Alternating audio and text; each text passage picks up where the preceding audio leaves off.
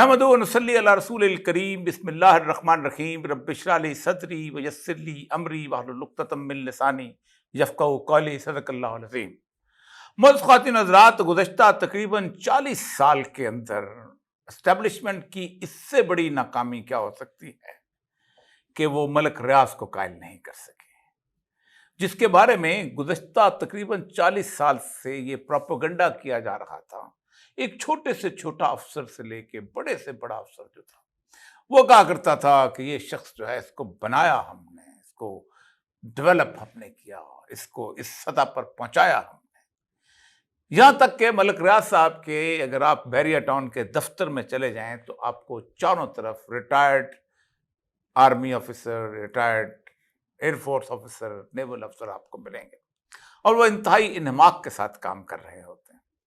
यहां तक कि जिस वक्त उनके खिलाफ वो नैप का जो केस बना था, तो उस वक्त भी कहा जा रहा था कि इनके पास काम करने वाले एक साहब जो हैं वो बहुत इन्फ्लुएंशियल हैं और वो नैप के केस को हैंडल कर रहे हैं। यही वजह है कि मलक रियाज को एक नाकाबिले तस्खीर चीज समझी जाती थी आम आदमी के लिए, लेकिन बाकी लोगों के लिए तो वो जिसे अमूमी ज़बान में हलवा कहा जाता है। लेकिन कमाल की बात यह है, हक बड़ी अजीब व गरीब चीज होती है।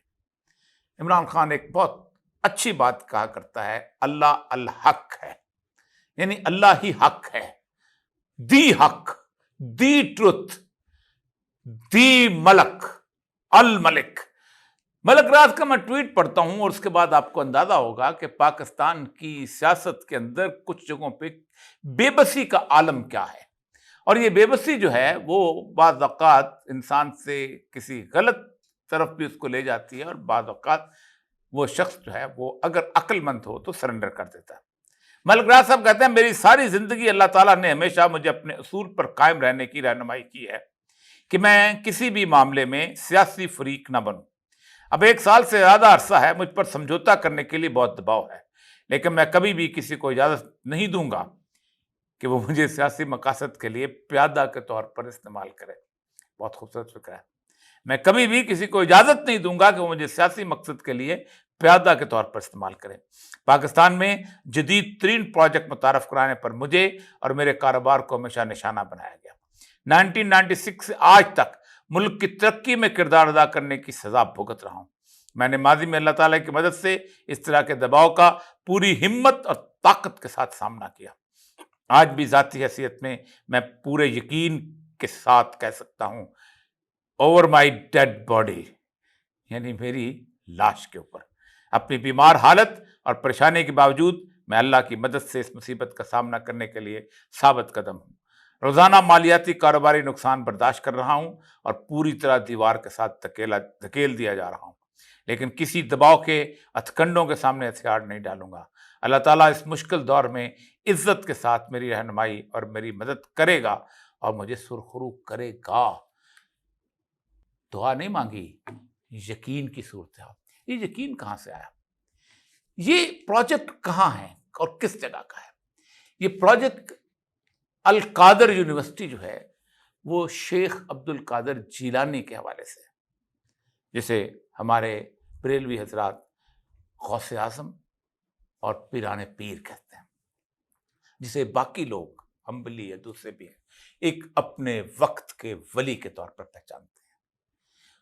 उस प्रोजेक्ट के हवाले से, उस प्रोजेक्ट हर बात है मैंने देखा भी है, और जिस तरह की वो यूनिवर्सिटी बनी है और जिस तरह के वो तसव्वुफ़ की तालीम के बारे में, उसके बारे में कोई शायबा किया ही नहीं जा सकता कि वो यूनिवर्सिटी जो है एक नाकाम प्रोजेक्ट या एक गलत किस्म का प्रोजेक्ट हो सकता है या किसी की ज़ाती तशहीर के लिए प्रोजेक्ट हो सकता है।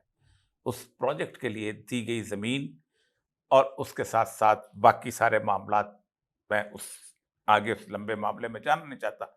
उस पर मैं बहुत तफसीली 2 दफ़ा मैं बाकायदा उसके ऊपर वीलॉग भी कर चुका हूँ, बल्कि मेरे उठाए जाने की बुनियादी वजूहात में से एक वो वीलॉग भी था जब मैंने अल कादर ट्रस्ट को मुकम्मल तौर पर खोल दिया था। और फिर उसके बाद जो नैप के जो डायरेक्टर जनरल थे अब्बासी साहब, उनके साथ भी मैं कर चुका हूँ। लेकिन आज कहने के मतलब कि ये हौसला किसने दिया? पूरी ज़िंदगी मेरी उन लोगों से गुजरी है जो कि प्रोजेक्ट्स में काम कर रहे होते हैं, जो कि इस तरह के मुख्तलिफ़ किस्म की ज़मीनें लेते हैं और उसके बाद مختلف قسم کی کالونیاں بناتے ہیں، کسی کا ٹیلی ویژن چینل ہوتا ہے. میں بے شمار ایسے لوگوں کو جانتا ہوں جن کو کان سے پکڑ کر کہا گیا کہ اتنے تم نے یہ بنانے ہیں، وہ جو ہیں اپنا میڈیا سینٹر، اور اتنے میڈیا سینٹرز کی بنیاد کے اوپر تم نے اتنا ان کو فنڈ دینا ہے. میں بے شمار ایسے لوگوں کو جانتا ہوں جو کہ پراپرٹی کے اس بزنس کے اندر ہیں، اور چونکہ میرا تعلق اس ریونیو ڈپارٹمنٹ کے اندر رہا ہے، اور میں تقریباً کچھ 6 سال ڈپٹی کمشنر اور 3 سال اسسٹنٹ کمشنر رہا ہوں، میں جانتا ہوں کہ ان لوگوں کی کمزوریاں کہاں کہاں ہوتی ہیں.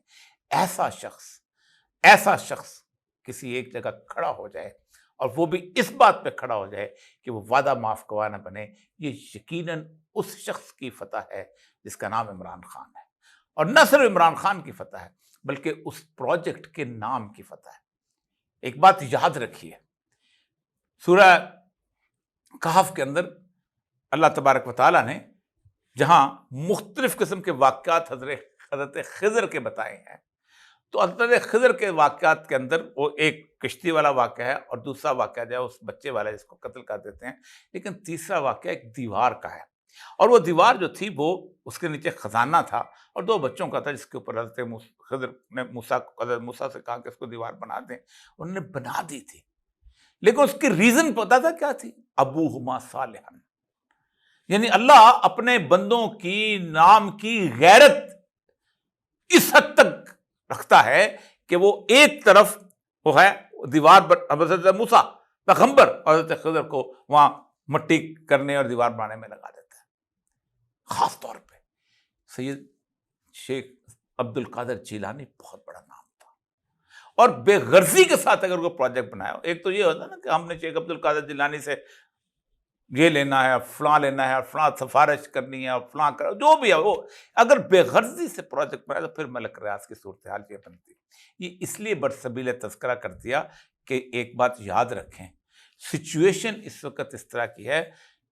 پہلے دن بھی کہا تھا، عمران خان سے انٹرویو کرتے ہوئے بھی کہا تھا کہ اللہ تبارک و تعالیٰ کا ایک دعویٰ ہے کہ انسانوں کے دل میری ہاتھ کی 2 انگلیوں میں ہوتے ہیں، میں جس طرح چاہوں پھیر دیتا ہوں.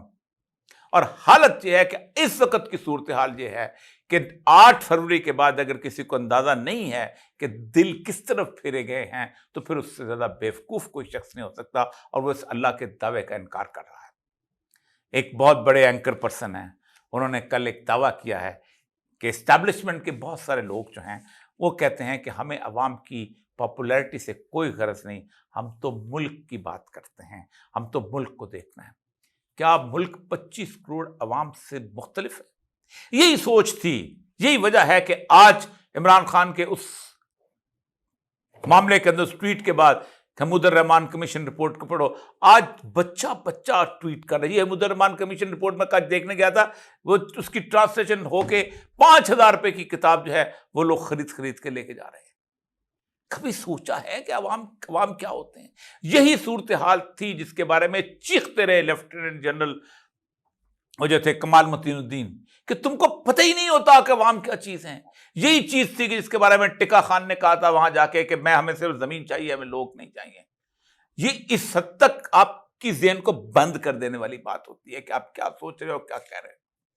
ان دنوں کچھ اور چیزیں بھی چل رہی ہیں جن کا میں تذکرہ کیا کروں، بے شمار. آپ دیکھیں کرتے کیا ہیں ان کے ہاں میڈیا ٹیکنیکس بڑی عجیب و غریب قسم کی ہے. جسٹس محسن اختر کیانی صاحب نے جب اسٹیپ لیا، جب انہوں نے بلایا، اور کل ان کی عدالت کے اندر وہ سب لوگوں کو بلایا گیا ہے، تو اپنے ٹوڈی قسم کے اب تو وہ یوٹیوبرز بھی ہو گئے ہیں، اور اس کے ساتھ ساتھ ان کو جو صحافی ہیں ان سے کہا گیا ان کے بارے میں تو کیس بن رہا تھا اس لیے یہ آ گئے. ملک ریاض کی یہ صورتحال ہے، وہ اس کے اوپر تو بھی کیس بن رہا تھا 470 ارب روپے کا جو سپریم کورٹ نے دینا تھا. اس وقت تو سارے کہتے پھرتے تھے کہ سپریم کورٹ نے تجاوز کیسے کر دیا اور یہ کیسے کر دیا. تو ظاہر بات ہے اس قسم کے پروپیگنڈے کو اب آپ اس کے اندر آگے نہیں بڑھ سکتے. میں بار بار اس رپورٹ کا ذکر کروں گا جو نیو اٹلانٹس جو ہے اس نے تھنک ٹینک نے کی ہے کہ پاکستان کے عوام نے جو 8 فروری کا الیکشن ہے اس کے اندر ایک کام کیا ہے، 4 کام تو انہوں نے بتایا، بار بار ڈسکس کیا. آخری یہ ہے کہ وہ اس لیول کے اوپر کریٹو تھے کہ انوویشن ختم ہو گئی. ان کے مخالفین جو تھے ان کا توڑ نہیں کر سکے. آپ توڑ نہیں کر سکتے ہو. اس لیے کہ آپ تو ایک پراپرٹی ڈیلر کو کہتے ہو یار ایک سینٹر وہ بنا دو، اس کے اندر 15 ملازم رکھتے ہو، پھر دوسری جگہ 8 ملازم رکھتے ہو، کسی اور کو کہتے ہو تم بنا دو، وہ فنڈ کرتا ہے۔ ان فنڈنگ سے بنائے گئے لوگ اور اس پیسوں کی بنیاد کے اوپر جو اس طرح سے آتا ہے لوگ جو ہیں، کیا ان کے ساتھ آپ ان کا مقابلہ کرو گے کہ جو بیچارہ کہیں بھی بیٹھا ہو رات کو 1 بجے بھی اس کو خبر ملتی ہے وہ اس کی فوراً ایک دم اس کے اوپر آ جاتا ہے۔ معاملہ یہ ہے کہ اس سارے سینیریو کے اندر ایک دو اور چیزیں اڑائی جا رہی ہیں، اور وہ ہے کہ پاکستان کے اندر ہو سکتا ہے ایمرجنسی لگا دی جائے۔ یہ غلطی مشرف نے کی تھی، اور میں نے مشرف کی ایمرجنسی کے وقت 3 کالم لکھے تھے کہ آپ ایمرجنسی نہ لگائیں۔ اس کی 2-3 وجوہات ہیں۔ ایک تو بنیادی وجہ یہ ہے کہ آپ اگر ایمرجنسی لگائیں گے تو پاکستان کی ساری عدالتیں جو ہیں، پاکستان کا پورا جوڈیشل نظام آپ کے سامنے مخالف ہو چکا ہے، اور پاکستان کے وکلاء سے لے کے جیسے افتخار چودھری سے سب آپ کے مخالف ہو چکے ہیں۔ آپ لگائیں گے تو آپ کے مخالف ایک تحریک سی بلٹ اپ ہو جائے گی۔ آپ نے لگانے کے بعد آپ نے اس کے بعد جج بھی لگائے، ججوں نے فیصلے بھی کیے، آپ نے اس کے حساب سے الیکشن بھی کروائے، لیکن آپ کو پتہ ہے کہ اس ایمرجنسی لگانے کے اور آپ کے رخصتی کے دوران بہت تھوڑا سا فاصلہ تھا، اور آپ کو بڑی دکھ سے بڑی تکلیف کے ساتھ وہ چھڑی جو ہے جنرل کیانی کو ہینڈ اوور کرنی پڑی۔ آپ کو اندازہ نہیں ہے کہ پبلک پریشر جو ہوتا ہے، پبلک کی نبض جو ہوتی ہے، وہ انسٹیٹیوشنز کو بھی پتا ہوتی ہے کہ نبض کہاں ہے، اور انسٹیٹیوشن جو ہے وہ پھر آگے چیزیں نہیں بڑھنے دیتے، چیزیں وہ ایک اپنا ان کا ایک میکنزم ہوتا ہے بیہیو کرنے کا، اور وہ عدلیہ کا انسٹیٹیوشن نے بیہیو کیا۔ عدلیہ کو اندازہ ہو گیا، بحیثیت انسٹیٹیوشن کھڑی ہوئی ہے عدلیہ جو ہے۔ اب آتے ہیں کہ اس سارے سینیریو کے اندر کہا جا رہا ہے کہ اب جو ہے ایمرجنسی اس وقت لگائی جاتی ہے کہ جب پاکستان کے عوام جو ہیں کسی حکمران سے ناراض ہوں۔ مارشل لا بھی اس وقت لگایا جاتا ہے۔ ایوب خان نے جب مارشل لا لگایا تھا تو پاکستان کے عوام جو تھے وہ سمجھتے تھے کہ یہ سیاستدان جو ہیں ہر 6 مہینے کے بعد بدل جاتے ہیں۔ نہرو نے کہا تھا کہ میں اتنی شیروانیاں نہیں بدلتا جتنی پاکستان میں وزیر اعظم بدل جاتے ہیں۔ تو ایوب خان نے جب مارشل لا لگایا تو لوگوں نے ویلکم کیا۔ اس کی وجہ یہ ہے کہ جوتیوں میں دال بہت بٹ رہی تھی سیاستدانوں کی آپس کے اندر، اگرچہ وہ بہت اچھے لوگ تھے لیکن عوام کا لیول آف اویئرنس بہت اچھا تھا۔ یا خان نے کسی سے پوچھے بغیر مارشل لا لگا دیا تھا، اور اس نے آتے کچھ 2-3 اقدام ایسے کیے تھے کہ اس نے ایک تو خود جس طرح کی چیز تھی، وہ تو مدرمان رپورٹ کہتی ہے کہ جو اس خواتین کی جو لسٹ ہے، جو اپنا پریزیڈنٹ ہاؤس کے اندر آنے جانے والوں کی رات 7 بجے سے لے کے، تو اس نے ایک تو اتنے ڈیکلریشن دیے تھے، اتنی آزادی دی تھی جس کا حساب ہی نہیں، اور دوسرا اس نے یہ کیا تھا کہ پاکستان کے اندر پرانا 1 یونٹ کا نظام توڑ کے صوبے بحال کر دیے تھے، اور اس سے ایک بڑی ایک گڈ ول بن گئی تھی۔ لیکن جس وقت اس نے پبلک مینڈیٹ کے مقابلے پہ آ کے کھڑا ہوا، جب 1971 کے اندر 25 مارچ کو اس نے پاکستان کی منتخب اسمبلی کے اندر منتخب وزیر اعظم کو ختم کرنے کی کوشش کی تو اس کی گورنمنٹ چلے گئی، اور گورنمنٹ جس طرح گئی اس ذلت و رسوائی سے اللہ تعالیٰ کسی کو دوچار نہ کرے۔ ایک تو ذلت و رسوائی یہ کہ فوج نے سرنڈر کیا، دوسری ذلت و رسوائی یہ کہ آپ کو کوئی آپ کی نسلیں اپنا نام نہیں بیان کرتے۔ پھر اس کے بعد جب مشرف نے ضیاء الحق نے اتارا، آپ ساروں کو پتہ ہے کہ مٹھائیاں بانٹنے والوں کی اکثریت اتنی تھی کہ دکانوں پہ مٹھائی ختم ہو گئی تھی۔ مجھے اچھی طرح یاد ہے 77 کے اندر، اور 6 جولائی میں جو انہوں نے بھٹو نے لوگوں کو گرفتار کیا تھا، جب وہ باہر آئے تھے تو ضیاء الحق کے ترانے گاتے تھے۔ ضیاء الحق کی پہلی جو انٹری ہوئی تھی وہ پنجاب یونیورسٹی کی ایڈیٹوریم میں ہوئی تھی، وہاں بلایا تھا لیاقت بلوچ جس کے صدر تھے، ضیاء الحق سگریٹ اس کے ہاتھ میں تھا، وہ سگریٹ اس کو بلایا، سگریٹ پی رہا تھا، سگریٹ پیتے پیتے اچانک سگریٹ رہ گا تو اس کے سگریٹ کا جو اتنا سا ٹوٹا رہتا تھا اس کی زیارت کرنے کے لیے لوگ پڑ گئے تھے کہ اس شخص نے بھٹو کو اتارا ہے۔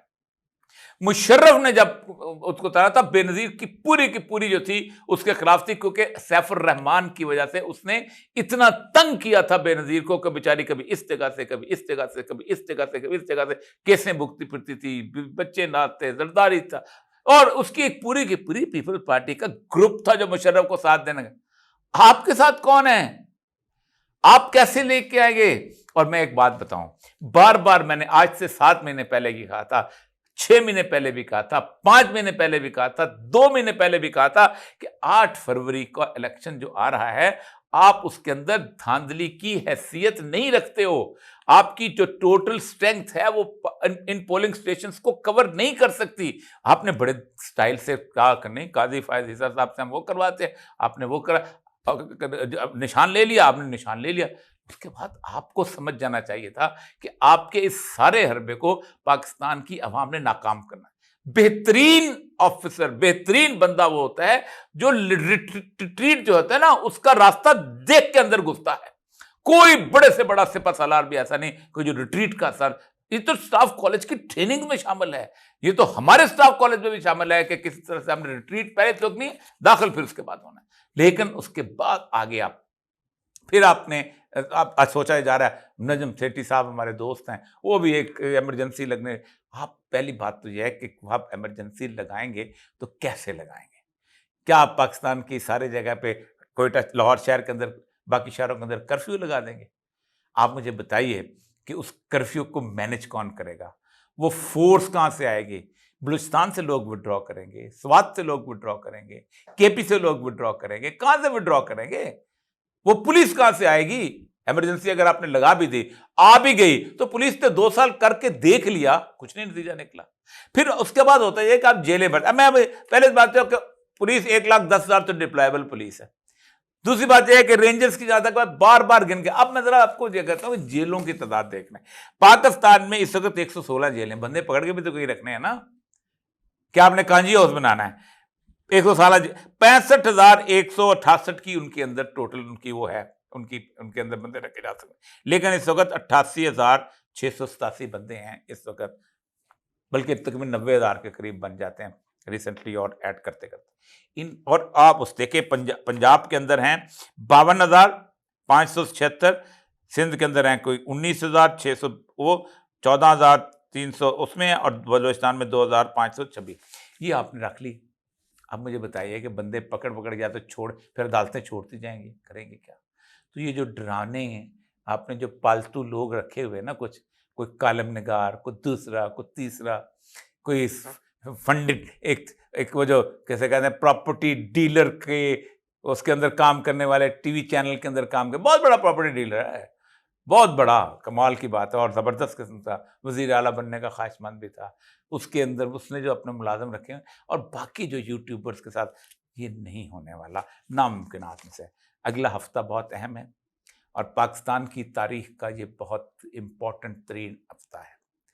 عدت کیس اگر ختم نہ ہوا تو سچی بات یہ ہے کہ یہ پاکستان کے لیے انتہائی ذلت و رسوائی کا باعث ہوگا بحیثیت مسلمان کے.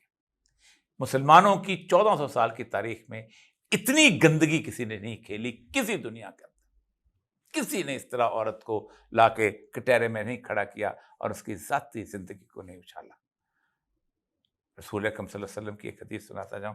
آپ نے فرمایا, جب کوئی شخص کسی کا مذاق اڑ رہا ہو اور وہ اس کی مدد کو نہیں آئے, تو اللہ تعالیٰ اس کو ایسی جگہ ذلیل و رسوا کرے گا جب اس کا مذاق اڑ رہا ہوگا اور وہ ادھر ادھر دیکھ رہا ہوگا, میری کو مدد کو نہیں آیا.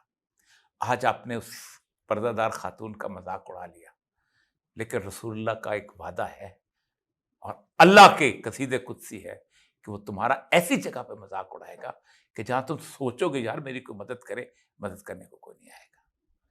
دوسرا کیس جو کہ اس کا ہے اپنا سیفر کیس, اڑ چکا ہوا ہے. اب تو حالت یہ ہے کہ سیفر کیس کے اندر کوئی گنجائش ہی باقی نہیں رہ گئے, ڈھونڈ ڈانڈ کے سوچ رہے ہیں کہ واپس بھیج دیا جائے. تیسرا کیس جو ہے یہ 190 والا, اس 90 ملین میں بھی ملک ریاض نے فائنل جو ہے اسے کہتے ہیں نا آپ نے بلو, اس سے بڑا بلو اور کیا ہو سکتا ہے کہ ایک شخص جو ہے اتنا بڑا سٹیٹمنٹ آپ کے سامنے دیتا ہے, آپ کی پوری عمارت کو گرا کے رکھ دی. اس کے علاوہ کل جسٹس محسن سکھیانی صاحب کے ہاں بہت بڑا کیس ہے, اور وہ ہے لاپتہ افراد کے اس وقت سمبل احمد فرحات کا. اس کے اندر پہلی دفعہ پاکستان میں سویلین اتھارٹی کے علاوہ وہ لوگ بھی پیش ہونے جا رہے ہیں. دیکھتے ہیں پیش ہوتے ہیں کہ نہیں. غالب کے شعر پہ ختم کرتے ہیں کہ تھی خبر گرم کہ غالب کے اڑیں گے پر سے. اگلا مصرع میں نہیں پڑھتا ہوں, ہو سکتا ہے کل تماشا ہو ہی جائے۔ وآخر دعوانا الحمدللہ رب